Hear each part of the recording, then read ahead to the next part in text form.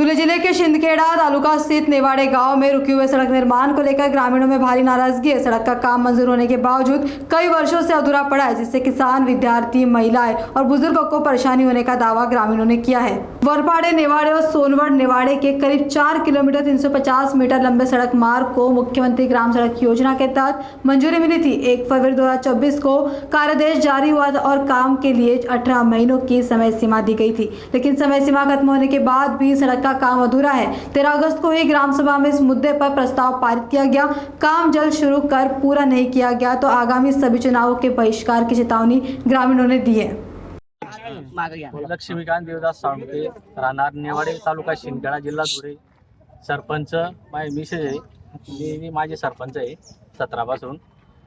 विषय असा आहे तर आमचा सोनेवाडी आपला आमडते ते नेवाडे गाव हा 1.5 किलोमीटरचा रस्ता मुख्यमंत्री ग्राम सडक योजनेमधून मंजूर होता आणि सोनेवाडी फाटात नेवाडे गाव हा 3 किलोमीटर रस्ता, असा 4.5 किलोमीटर रस्ता आमचा मंजूर असताना 2 वर्षापूर्वी काम चालू झालं आणि भर पावसामध्ये शेतकऱ्यांना पिकं उपडून काढावं लागली। त्यांनी साईड पट्ट्या केल्या तरी शेतकऱ्याने आमचं तिथं सर्व पिकं काढून घेतली, त्यांना रस्ता मोकळा करून दिला, रस्त्याचं काम चालू झालं। पण भविष्यामध्ये काम चालू झाल्यानंतर खडीकरण वगैरे झालं, मुरुम टाकायचा टाईम आला, तोपर्यंत कॉन्ट्रॅक्टरचं काय झालं ते काही आम्हाला बी समजलं नाही, गावकऱ्यांना कोणाला समजलं नाही। तर त्याची तात्काळ चौकशी शासनाने करावी ही आमची सर्वांची मागणी आहे।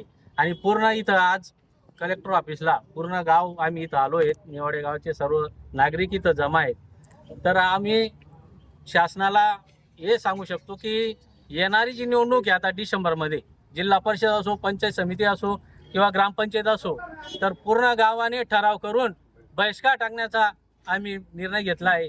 म्हणून शासनाने तात्काळ रस्त्याचं काम लवकरात लवकर चालू करण्यात यावं, कारण की आमचं जर कोणी रात्री बेरात्री आजारी पडला असेल त्याला दवाखान्यात घेऊन जायला बाहेरून गाडी येत नाही, कारण की रस्ता खराब आहे।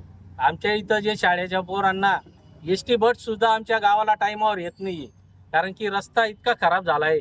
तर त्याची जे कॉन्ट्रॅक्टरने काम घेतलं होतं तात्काळ त्याची चौकशी करण्यात यावी की त्या कॉन्ट्रॅक्टरने काम का थांबवलं आहे।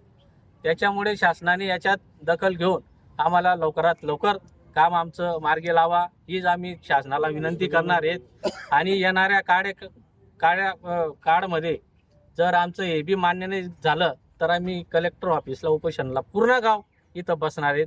त्यामुळे सर्वांनी शासनाने याची दखल घेऊन तात्काळ आमचा विषय संपवून टाकावा ही विनंती करतो।